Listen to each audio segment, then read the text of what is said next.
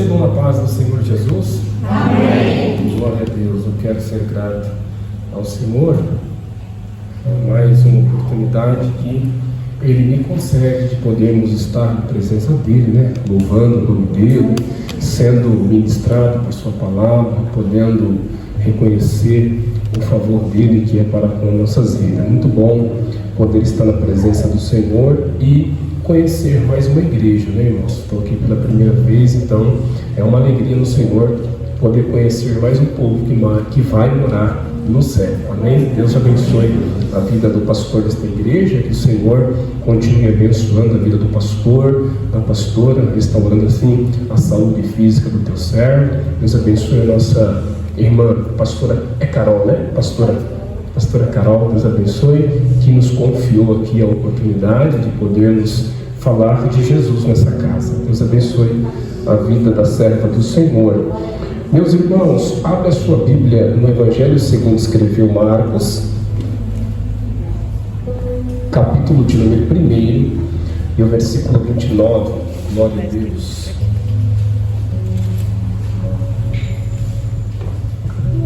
Marcos, capítulo de número 1, versículo de número 29. Glória ao Senhor Jesus.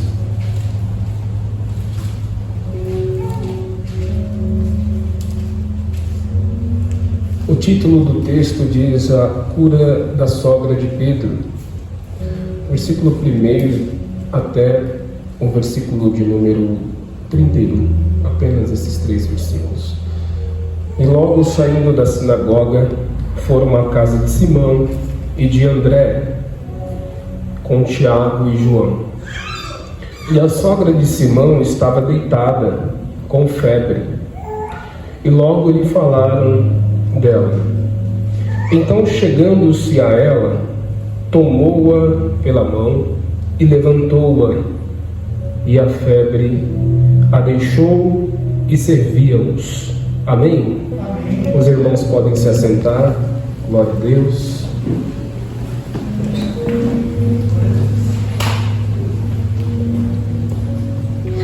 Meus irmãos, nós estamos diante de um texto bíblico que ele às vezes passa desapercebido, né, aos nossos olhos. É um texto que não nos dá muita informação acerca do contexto, mas não deixa de ser um milagre que Jesus está realizando dentre os 40 que foram aqui registrados pelos evangelhos. Quando você olha para este fato, não tem nada assim, aparentemente dizendo, surpreendente. Por quê? Porque não é um Lázaro que Jesus diz sai para fora, que já estava morto há 4 dias, né? Não é um paralítico, né, desde nascença, que todos conhecem na cidade, que Jesus cura e sai andando aos olhos de todo. Não é um paralítico que está próximo ao tanque de Betesda, que está doente há 38 anos e é bem conhecido de todos na região, que Jesus diz para ele, levanta, pega a sua cama e sai andando. E aquele homem, depois de 38 anos, crê na palavra que sai da boca de Jesus, se levanta, pega a sua cama e sai andando aos olhos de todos, né? Não é o cego nas portas de Jericó, que é o ceguinho conhecido de todos que entra e sai da cidade, que Jesus diz para ele, o que queres que eu te faça? E ele diz que eu tenho a vista, e no mesmo instante ele começa a enxergar e entra para dentro da cidade de Jericó, glorificando ao Senhor, né? Não é uma obra assim maravilhosa que surpreende os que estão no ambiente, né? Não é como em João, o cego de nascença que está à beira do caminho e os discípulos perguntam para Jesus, querendo saber qual é o motivo que ele está doente, que ele está enfermo, né? Qual é o motivo da sua deficiência, Senhor, quem pecou? Seus pais ou ele, para que ele nascesse assim? Aí Jesus inverte a intenção da pergunta, que é saber o porquê. Aí Jesus revela o propósito. Aí Jesus diz aos discípulos: olha, ele não pecou e nem os seus pais pecaram, mas foi assim para que as obras do Pai viessem a ser manifestadas na vida dele. E ali, naquele momento, aquele homem, ele é curado, ele é estabelecido, restabelecido, e ali, aquilo ali gera um impacto muito grande diante da multidão, diante dos religiosos, até que vão levá-lo até a sinagoga, para ver se não há nenhuma farsa naquele milagre, se não há uma mentira ali. Vão chamar até os pais do cego, manda chamar os pais, a gente tem que ouvir os pais, né? Então, não é nada assim que gera um impacto muito grande. É uma febre, é uma senhora que não tem nenhum nome mencionado, mas é alguém que para Jesus é importante, é alguém que para Jesus é uma alma preciosa. E é sobre isso também que eu quero falar nesse texto simples. O que antecede esse texto é Jesus na sinagoga. Jesus provavelmente estava ministrando, que era isso que ele fazia na sinagoga, ministrar. E aí Jesus ele vai operar um grande milagre de libertação. Ele vai libertar um homem endemoniado na sinagoga. E obviamente que, como um bom missionário que Jesus era, chega num determinado ponto do dia que o corpo físico ele cansa. Nós não sabemos qual é a real intenção de Jesus em ir para a casa de Simão, que era em Cafarnaum.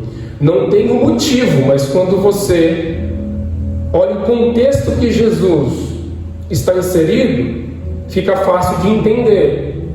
Hoje nós temos Uber, temos carro próprio, transporte público, enfim, tem vários tipos de transporte. Mas olhando para o contexto bíblico, Jesus com os discípulos caminhavam muitos quilômetros, de aldeia em aldeia, pregando o evangelho do reino, libertando as pessoas, curando as pessoas, e isso leva esforço físico, isso leva tempo.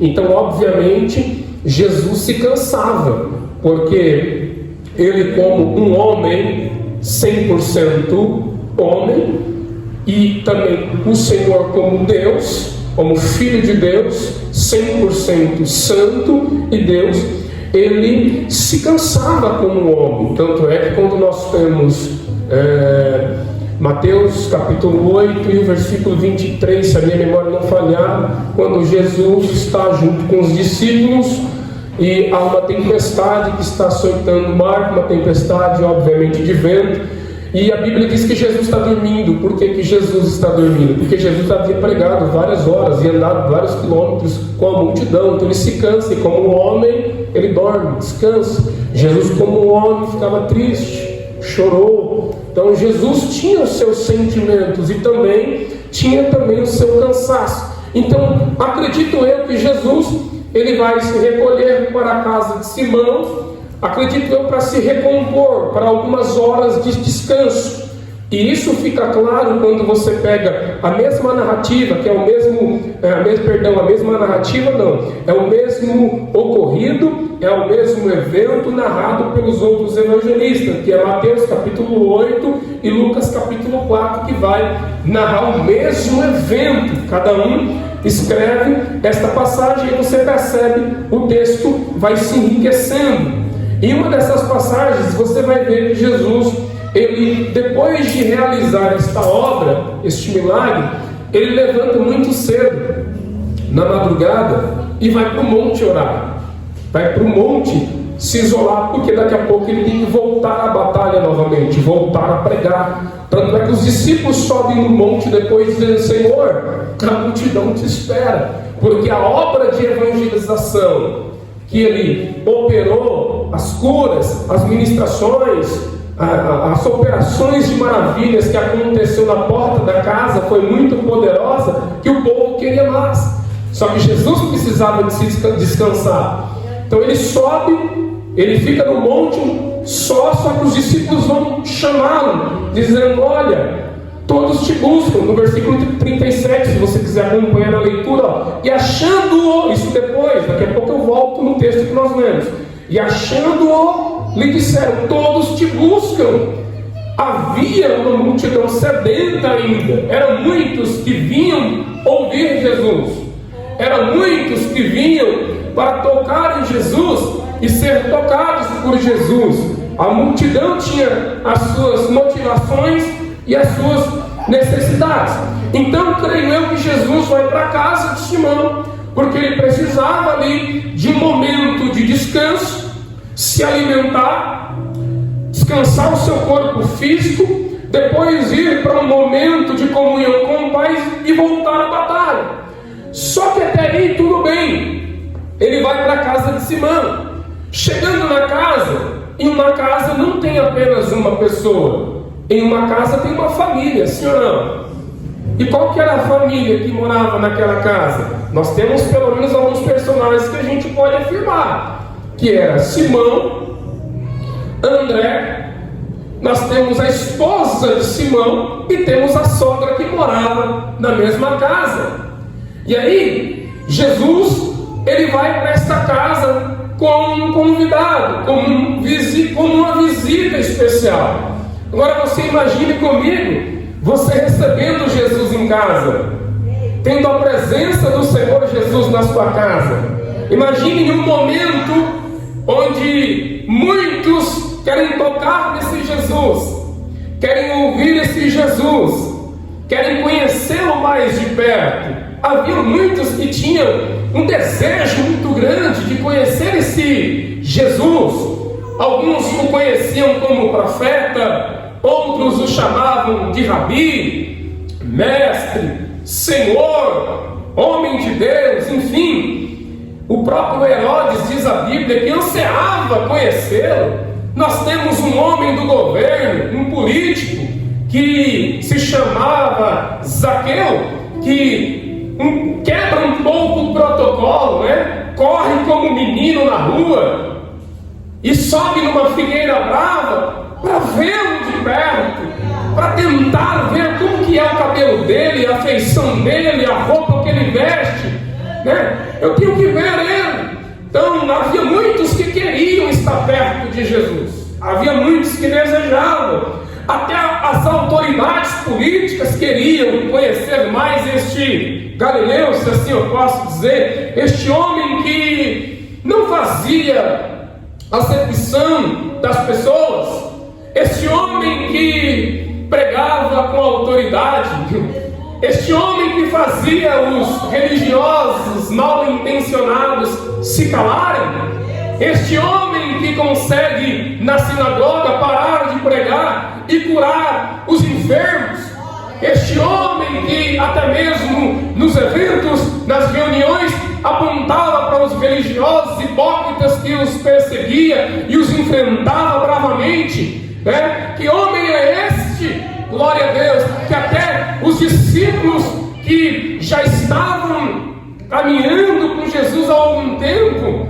que a Bíblia vai dizer para nós que quando Jesus se levanta, no capítulo 8, versículo 23 de Mateus a seguir, os discípulos desesperados vão chegar para Jesus e vai falar: Senhor, não importa, a gente está perecendo, o barco vai quebrar, todo mundo aqui está passando um perigão, e o Senhor aí, dormindo, não está importando com nada, não vai fazer nada. Os discípulos desesperados, irmão. Aí Jesus se levanta como se nada tivesse acontecendo. Por que temeis, homens de pequena fé? E aí ele vai dizer: aquieta-te, mar, e cala-te, vento. Enquanto Jesus está curando os enfermos, enquanto Jesus está pregando, eles estão vivendo uma experiência. Só que agora nós temos esse Senhor Jesus, esse grande profeta, esse grande rabino, que está dando a ordem para a natureza. É um homem dando ordem para a natureza. Imagine o vento parando de soprar e o mar bravio se acalmando tranquilamente. As palavras de Jesus Aí os discípulos ficam tão assustados, sem compreender direito o que está acontecendo, e eles estavam já andando com Jesus, mas mesmo assim o texto vai dizer: que homem é este, que até o vento e o mar lhe obedecem. Até quem estava andando com Jesus já era surpreendido pelas ações de Jesus, que era poderosa. Que homem é esse? É óbvio que a Bíblia vai dizer para nós que ele é o Filho de Deus, que ele é o Verbo encarnado, que ele é o Pai da eternidade. Que para João ele vai dizer: eu sou o primeiro e o último, não temas, João. Ele é o Alfa, ele é o Ômega, ele é o leão da tribo de Judá. Ele pode ser aqui para você o que você quiser, porque ele é tudo: o seu Salvador, o seu perdoador, o seu amigo, porque Jesus disse para os soldados que foram prendê-lo no monte, dizendo até mesmo para Judas, que era o traidor: porque viestes, meu amigo. Se ele era amigo de Judas, ele não vai ser amigo de mim, de você, que está aqui fielmente para adorá-lo, para glorificá-lo. Então Jesus surpreendia, porque este homem, ele era às vezes odiado por muitos, mas amado também por muitos. Então Jesus, ele era um tipo de pessoas que muitos queriam ter em casa. Só que Jesus rejeita as autoridades, Jesus rejeita a glória, os palácios terrenos, e vai para as casas mais simples. Está na Bíblia. Jesus poderia ir para a casa de Caifás, que era uma autoridade religiosa da época, ou por que não dizer Anás, que também era sumo sacerdote, ou por que não para a casa de qualquer um dos membros do Sinédrio, que eram autoridades religiosas e também estavam se tornando, se vendendo autoridades políticas também, estava envolvida com o Império Romano. Ou por que não dizer que ele poderia ir para a casa de qualquer um dos ricos daquela época, mas ele preferiu ir para a casa dos mais simples, onde ele era bem-vindo, onde ele era amado, onde ele era bem recebido. E aí Jesus vai para a casa de Simão. E como é lindo, imagine comigo você recebendo Jesus fisicamente em casa. Eu acho que eu ficaria louquinho, irmão. Eu ia preparar o melhor café, eu ia preparar o melhor bolo, ir na melhor padaria, buscar o melhor pão, eu ia tentar oferecer o de melhor, porque Jesus merece o melhor. E aí você entende por que a mulher Maria quebra aquele vaso de alabastro, né? Aquela essência, aquele perfume caro, e oferece para Jesus naquela reunião, naquele jantar, porque ela não sabe se vai ter outra oportunidade. Então ela está grata ao Senhor, e ela entende que precisa de oferecer o melhor, porque não sabe se vai ter Jesus em casa mais uma vez. Então ela vai oferecer o melhor que ela tem, algo de grande valor, que naquele momento é tudo que ela pode oferecer de melhor, que é a sua adoração, que é enxugar os seus pés com os seus cabelos. Então Jesus merece o melhor. Então eu imagino que na casa existe uma alegria muito grande, há uma mobilização na casa. Vamos preparar o melhor pão, vamos preparar o melhor cereal, vamos receber ele bem, porque ele merece a nossa melhor recepção. Nós estamos com o Senhor em casa. Só que em uma casa, irmão, cada um tem uma estrutura. Em uma casa, cada um serve como pode e no ministério que foi chamado. E aí, nesta casa, alguém não está bem.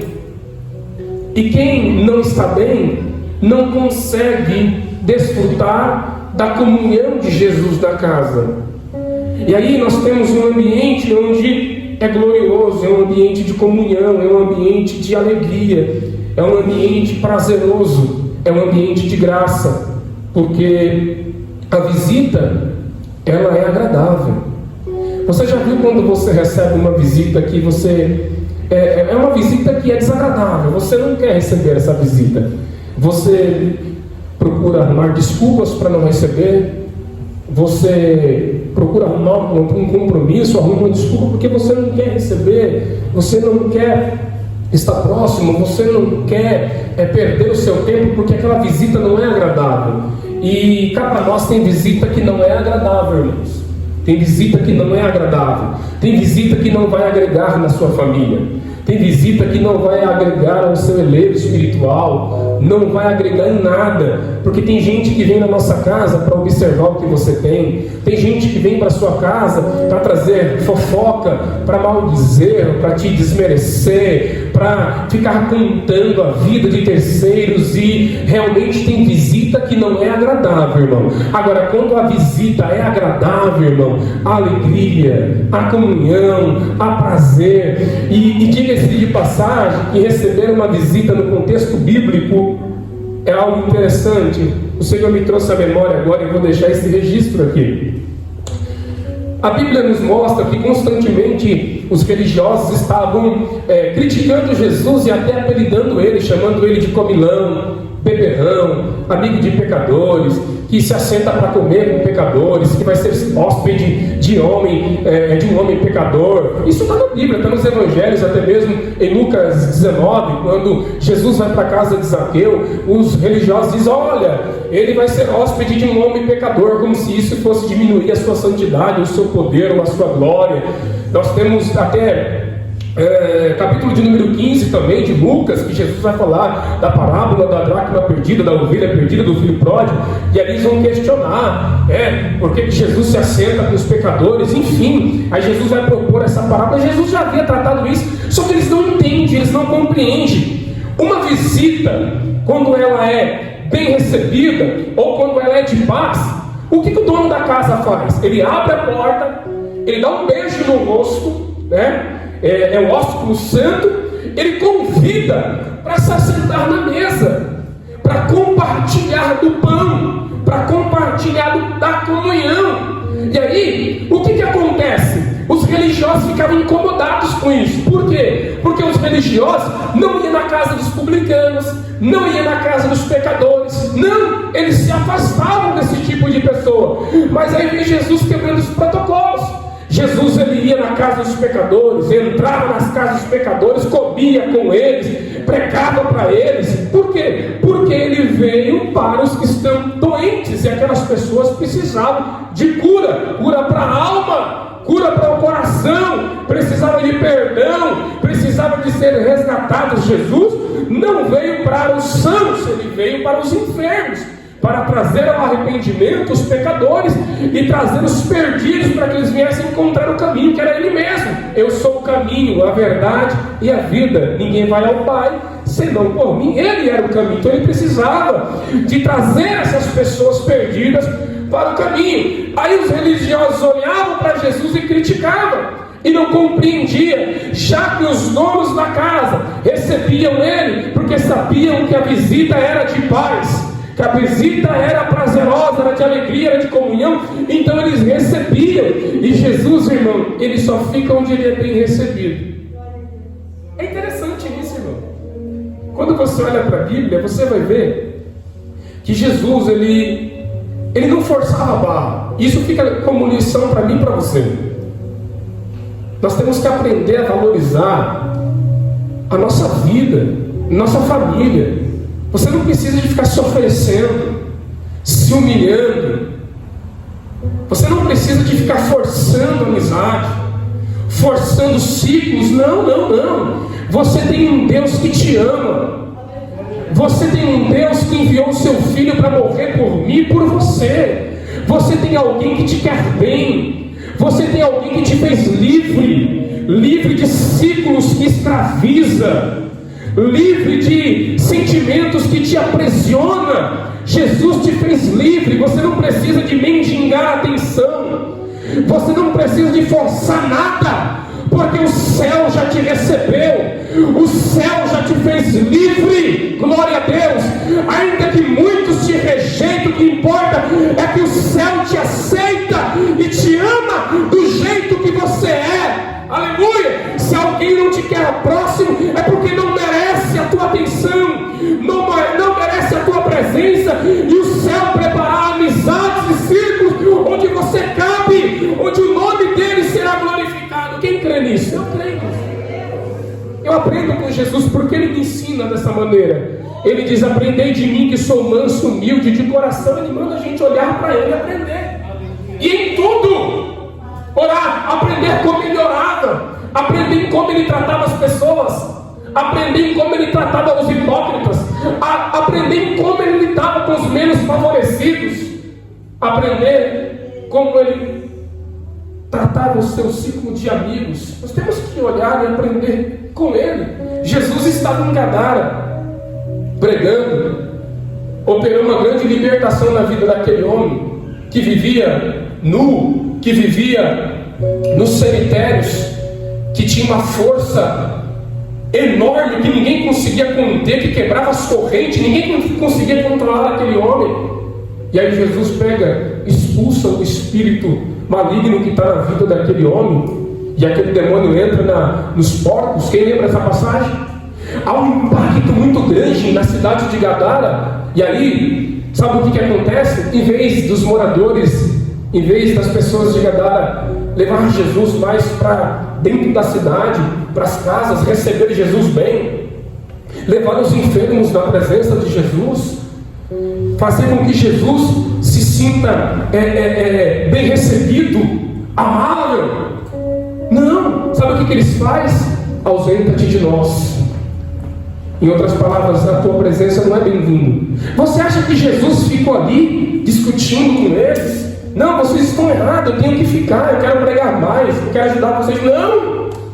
Jesus fica onde ele é bem-vindo. Jesus fica onde os seus princípios, os seus valores são preservados e respeitados. Jesus, ele fica onde ele é bem recebido. Glória a Deus. Sabe o que acontece? Ele pega os seus discípulos, entra dentro do barco e vai em direção a Cafarnaum. Quando ele chega em Cafarnaum, sabe o que acontece? Tem uma multidão no porto de Cafarnaum esperando Jesus, porque queria a presença dele, queria tocar nele, queria ouvir ele. Sabe quem estava lá no porto de Cafarnaum? Tinha uma multidão, e tinha o próprio Jairo, que tinha uma filha doente dentro de casa, que acreditava na pessoa de Jesus, que Jesus poderia curar a filha dele. E aí vai falar com ele, vai tocar nele, vai clamar por ele, vai adorar a ele. Jesus vai para lá, porque enquanto tem gente que rejeita a presença de Jesus, não está nem aí para Jesus, tem sempre gente como eu e você que está aqui num dia de domingo, adorando a Jesus, glorificando a Jesus, se rendendo a Jesus, contando os nossos segredos a Jesus, porque é Jesus que nós devemos nos render, nos quebrantar diante dele, contar os nossos temores, reverenciar a ele, adorar a ele, amar ele e mostrar o quanto ele é importante para nós. Aleluia, glória a Deus. É por isso que nós estamos aqui, porque nós temos alguém que nos entende, nos compreende. O nome dele é Jesus. Aleluia. E sempre numa casa que é formada por pessoas, que é uma família. Quando se fala de pessoas, se fala também de problemas, se fala de deficiências, se fala de opiniões diferentes, porque não existe uma família perfeita, não existe uma casa perfeita, mas existe uma casa que vence os seus desafios diários, uma casa que não desiste dos princípios, dos valores, mesmo tendo os seus problemas. Ainda tem Jesus ali, que é poderoso para fortalecer, orientar, tocar, transformar, perdoar, restaurar. Uma casa que não desiste. Toda casa tem um problema, e nesta casa tem alguém que não está bem. E aí é a sogra de Pedro que não está bem. Ela está com uma febre. Quando você pega o mesmo texto registrado por Lucas vai dizer que a febre estava alta. A febre estava alta. E aí nós sabemos que a febre, ela é um sinal. A febre, ela é um alerta. Nós podemos identificar a febre através de um termômetro, né? Nós podemos identificar a febre. A febre vai dizer para alguém ou para nós que essa pessoa não está bem. Só que você só consegue saber que essa pessoa não está bem, mas você não sabe a gravidade do problema, da enfermidade. Porque o problema é interno, e geralmente é uma infecção. E aí, se ela não for tratada, se ela não for combatida, essa pessoa pode vir a óbito, sim ou não? E aí, a medicina da época, ela é limitada. Não tem como saber de imediato qual é o problema dessa mulher. Mas nós sabemos que essa mulher está tão mal, a ponto que faz com que ela fique na cama, faz com que ela não consiga desenvolver as suas atividades domésticas e diárias. Aquela casa agora sofre com alguém que não está bem. E aí nós temos Simão e André, que tem o privilégio de ter Jesus em casa, e aí eles conseguem entender: a presença é boa, o momento de comunhão é maravilhoso, de alegria, de graça, só que eu me incomodo porque tem alguém muito próximo a mim que não está bem, e eu não consigo desfrutar da comunhão de Jesus, da presença de Jesus. Eu não consigo estar bem por completo porque tem alguém muito próximo a mim que não está bem, que não consegue desfrutar desta comunhão, desta presença. E isso pode se chamar também empatia, que é coisa que tem faltado em muitos lares, é coisa que tem faltado em muitas igrejas. Eu posso dizer isso com propriedade, porque eu prego há mais de 10 anos o Evangelho, e digo isso sem vaidade, digo isso para a glória do nome de Jesus. São mais de 10 anos pregando o Evangelho, de igreja em igreja, não importa a placa, na casa, na rua, onde eu tenho uma oportunidade eu falo de Jesus, eu prego o Evangelho. E eu tenho visto, irmão, e percebido quantas pessoas estão feridas com congregações, quantas pessoas estão feridas com pessoas, e a narrativa sempre é as mesmas. Talvez seja desculpas que são dadas, porque em alguns casos pessoas que ficam doentes espiritualmente, ficam fracas espiritualmente, cometem pecados e quebras de aliança temporária, não tem forças para retornar, não tem força para permanecer, se afastam dos caminhos do Senhor e vão culpar a liderança, vão culpar pessoas, vão culpar a igreja. Enfim, eu sei que alguns dão desculpas, mas existe muitos irmãos feridos, porque há uma falta gritante de empatia, de amor, de compaixão no meio dos irmãos. A própria Bíblia vai dizer para nós: ó, quão bom e quão suave é que os irmãos vivam em união. Por que é bom? Porque quão suave é, prazeroso é. Por quê? Porque quando nós temos comunhão, quando nós compartilhamos das necessidades do próximo, sentimos compaixão como Jesus sentiu muito, este que é o receptor da compaixão, que é o receptor da empatia, ele se sente membro de uma assembleia, ele se sente lembrado, ele se sente importante para aquele grupo. Agora, quando este membro não é lembrado, quando este membro não é mencionado, quando ninguém se importa, quando ninguém pergunta, quando ninguém visita, quando ninguém lembra, essa pessoa se sente tão ferida que ela se afasta. Ah, mas ninguém liga, ninguém pergunta, ninguém visita, ninguém abraça, ninguém pergunta se eu estou bem ou deixei de estar. E a igreja, irmão, é um corpo. Verdade, Deus. Todos os membros precisam de estar ligados. E quando um membro desse corpo está enfermo, todo o corpo começa a padecer. Nós não estamos separados, nós estamos ligados. Podemos estar separados fisicamente, mas como igreja nós estamos ligados, somos um corpo.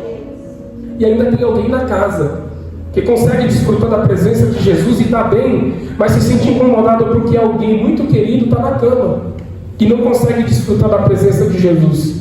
E é sobre isso também que eu quero finalizar essa pregação dizendo: será que nós temos essa sensibilidade de se importar com o nosso próximo a ponto de entender que ele precisa também ser alcançado por Jesus? Será que este membro que se ausentou das suas atividades ministeriais, da congregação, este membro que faltou em 2, 3 cultos que você não viu ele aqui, será que você no momento da adoração se importou? Será que ele fez falta? Será que você falou assim: puxa, fulano de tal, já faz 3 cultos que não está aqui, eu estou sentindo falta dele, eu tenho que ligar para ele, porque ele precisa de desfrutar desta comunhão de Jesus nessa casa, ele precisa de ser ministrado por essa palavra que está sendo pregada, ele precisa de ser alimentado, ele precisa de voltar à atividade de novo, ele precisa de adorar, ele precisa de receber, ele precisa de servir, porque ele é importante para esta casa. Aleluia! Glória a Deus! Você sabia que tem gente que não precisa de muito? Às vezes tem gente que uma palavra é como se fosse um antídoto para curar uma ferida no coração. É alguém que está aqui, que você recebe na porta e fala: oi, irmã Maria, sentir sua falta, você não estava naquele culto, aquela pessoa ouve você dizendo: puxa, como ela lembrou que eu não estava naquele culto? Vai lembrar que fez falta, que ela estava ausente. Essa pessoa vai receber essa palavra, vai entender: poxa, essa igreja sentiu a minha falta. Ou até mesmo você ligar: ô irmão João, você não veio no culto, puxa, como eu senti sua presença, como você está aí, está precisando de alguma coisa, quer que a gente vá aí fazer uma oração? As pessoas, irmãos, estão enfermas, estão carentes. Muita gente com a pandemia ficou doente numa cama, espiritualmente dizendo, estão morrendo espiritualmente, deixaram de congregar. E às vezes a gente olha só para nós, porque Jesus está aqui, a gente está bem, está glorificando. Mas e quem não está bem? Quem não tem a mesma força que você? Quem não tem a mesma fé que você? Quem não tem a mesma estrutura espiritual que você? Precisa de você.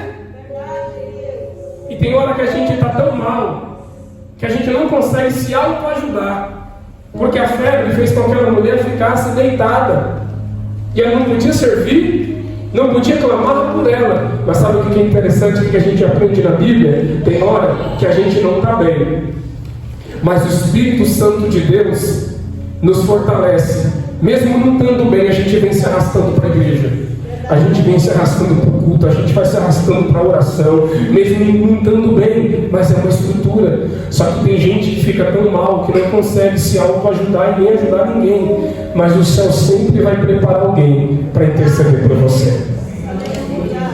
Pega essa palavra. Aquela mulher não estava bem, mas alguém chegou próximo de Jesus e disse assim: Senhor, tem alguém aqui que não está legal, tem alguém aqui que não está bem, tem alguém aqui que não está vindo mais nos cultos, tem alguém aqui que não está vindo mais na oração, tem alguém aqui que não está mais tocando, tem alguém aqui que se ausentou do culto, tem alguém aqui que cometeu um deslize espiritual, não está legal, não está bem espiritualmente. Senhor, mas vem aqui, vai lá, visita ele, visita ela, toca, faz alguma coisa, levanta. Ei, você nunca estará só, sempre o céu vai mobilizar alguém para interceder por você. E eu provo isso biblicamente. Neste caso, provavelmente André, provavelmente Simão vai chegar e contar o problema e vai clamar por Jesus, para que Jesus vai lá naquele cômodo que talvez ninguém está vendo, vai lá interceder, vai lá tocar, e aí Jesus vai. E em outros casos você tem muitos exemplos. Por exemplo, quando Pedro estava preso naquela prisão, diz a Bíblia que a igreja fazia contínua oração por ele a Deus, e o Senhor enviou um anjo naquela prisão e libertou Pedro, e Pedro saiu de lá, foi livre, com saúde, preservado, porque tinha uma igreja orando por ele. Nós temos tantos os outros exemplos na Bíblia Sagrada. Nós temos até o próprio Jesus, que morreu, ressuscitou, foi assento ao céu, se assentou à direita do Pai e está fazendo o que lá? Intercedendo por sua vida, pela sua causa, pela sua família. Você nunca estará só. Quando você se sentir só e o diabo soprar no seu ouvido que ninguém liga para você, que ninguém se importa com você, mentira do diabo, porque Jesus te ama e vai sempre despertar os seus discípulos, os seus servos e as suas servas para interceder pela sua vida. E aí sim você sempre será alvo das orações do Senhor. Você sempre será alvo da oração dos servos e das servas de Deus. Você não está só. O céu se mobiliza ao teu favor.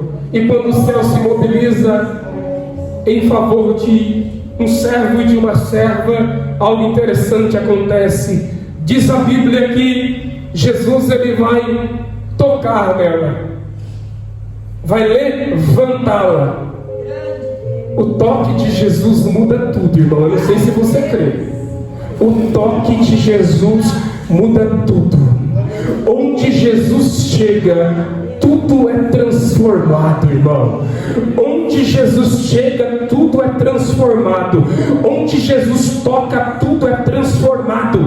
A viúva da cidade de Naim está saindo com um filho para enterrá-lo, morto. Jesus para, toca no esquife, o menino se levanta. A mulher que estava triste, angustiada, amargurada, com a incerteza do amanhã, tenha agora a sua tristeza convertida em alegria. A casa de Jairo, onde havia luto e velório, quando Jesus chega, diz a menina: menina, a ti te digo, levanta-te. E a menina levantou. A casa que tinha luto e tristeza, onde Jesus tocou, chegou, houve alegria e vida e restauração para a glória do nome de Jesus.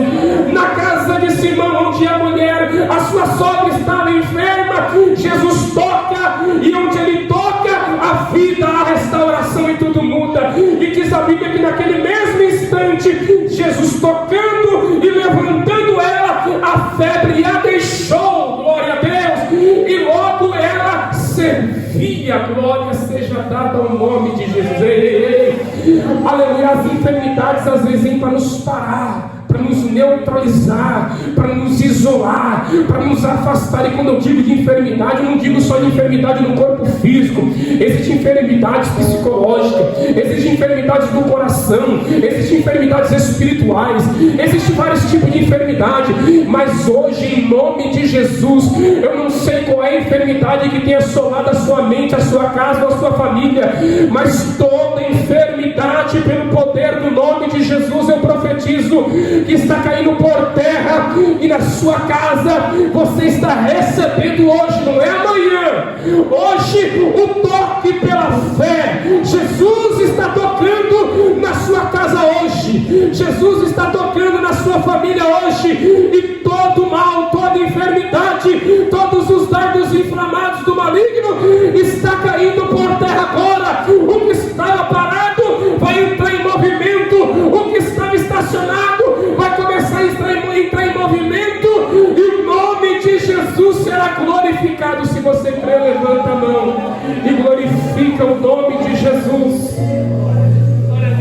Por que Jesus nos toca?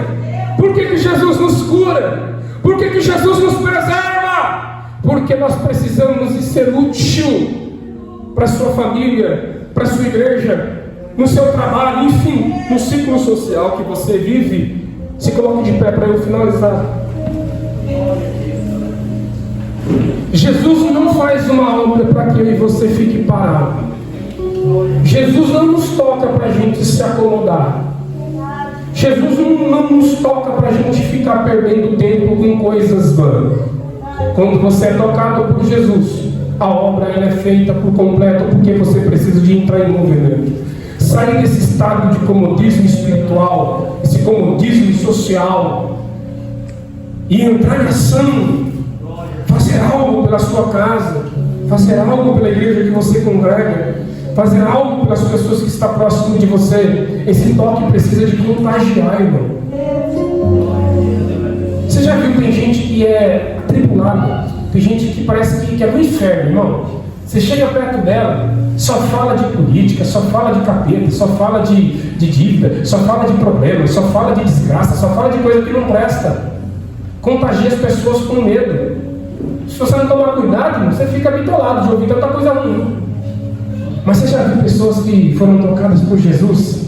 Você começa a conversar com ela, irmão. A conversa é agradável, a conversa é saudável. Você chega com um problema, a pessoa fala: não, mas vamos orar, Jesus vai dar vitória. Você chega para uma pessoa mundana: puxa, fiquei desempregado. É assim mesmo, o negócio está ruim mesmo, vai piorar, hein? Vai ficar um monte de gente desempregado mesmo. Agora você chega para alguém que tem fé, para alguém que tem promessa, para alguém que é tocado por Jesus, você fala: puxa, perdi o emprego, como eu que perdi em março. Aí você chega para alguém, aí conta isso aqui que tem cheio de fé: ô irmão Daniel, esquenta a cabeça não, a porta maior Deus vai abrir, é só um momento, Deus vai continuar cuidando de você, não se preocupa não, tu é filho de Deus. Olha que coisa linda, você fica até feliz, você estava triste, você se alegra, palavra de bênção, alguém que te coloca para cima. Alguém que está namorando, que vai noivar, um namoro sadio, um noivado sadio, algo de Deus, algo que você já viu orando, que Deus já sinalizou. Você vai falar com um ímpio, aí você fala: eu vou casar, já noivei e tal. Toma cuidado, você viu aí como é que tá as coisas, aí casar nesse momento, a pessoa quer te colocar para baixo, quer te dizer, não conhece as promessas de Deus na sua vida. É você que conhece o seu cônjuge, é você que convive com ele. Aí às vezes tem gente que está com inveja de você, não quer o teu bem, e aí te coloca para baixo, complica até a tua relação. Você é crente, você serve a Deus, tem a palavra. Se o seu namoro é consagrado ao Senhor, vigie com quem você conta a sua vida sentimental, vigie com quem você compartilha as suas alegrias, os seus sonhos e os seus planos. Agora, quando você vai compartilhar com alguém que tem promessa, que é do céu, a pessoa fala: "Ô, você vai casar, vou orar por você, vou orar pela tua relação, vou orar para Jesus te prosperar." Irmão, a pessoa fica até com vontade de casar até mais rápido, não é verdade? Então, irmão, compartilha, irmão, com pessoas que querem o teu bem, com pessoas que têm o mesmo princípio e os mesmos valores. Guarde esta palavra no teu coração, irmão. Amém? Guarde essa palavra no teu coração. A mulher se levantou, presta exposição, não perdeu tempo ficando contando história de carochinha para ninguém, com disse que me disse por aí. Ela se levantou e foi servir a casa, porque na casa tinha trabalho, na casa tinha serviço. Gente ocupada, Deus prospera. Gente ocupada, Deus honra. Gente que tem compromisso com uma casa, Ele cura, Ele levanta, Ele transforma, Ele abre porta, Ele restaura, Ele perdoa, Ele levanta. Quem crê no que eu estou pregando, irmão? Eu creio. Diz a Bíblia que depois disso, o sábado estava se findando, veio uma grande multidão para a porta da cidade. Versículo 33. E tendo chegado a tarde, quando já estava se pondo o sol, trouxeram-lhe todos os que se achavam enfermos e endemoniados, e toda a cidade se ajuntou à porta. A porta de quem? A porta dela. Porque tinha trabalho, aquela mulher ia ser útil para as pessoas que precisavam do seu serviço, da sua recepção, do seu trabalho, dos seus afazeres. Ei, tem gente que está pior que você, e você precisa de ser esse ouvido, você precisa de ser essa boca profética. Tem alguém próximo de você que está precisando de você, e é por isso que Jesus está nos tocando aqui nesta noite, amém? Quem se sente tocado pela palavra? Quem se sente tocado pelo Espírito Santo? Então bate palma e glorifica o nome de Jesus. Glória a Deus, glória a Deus. Em nome do Rei de Jesus, Deus abençoe. Obrigado. Obrigado pela oportunidade. Que o Senhor continue abençoando esta igreja. Que o céu continue vos abençoando. Muito obrigado. Deus abençoe.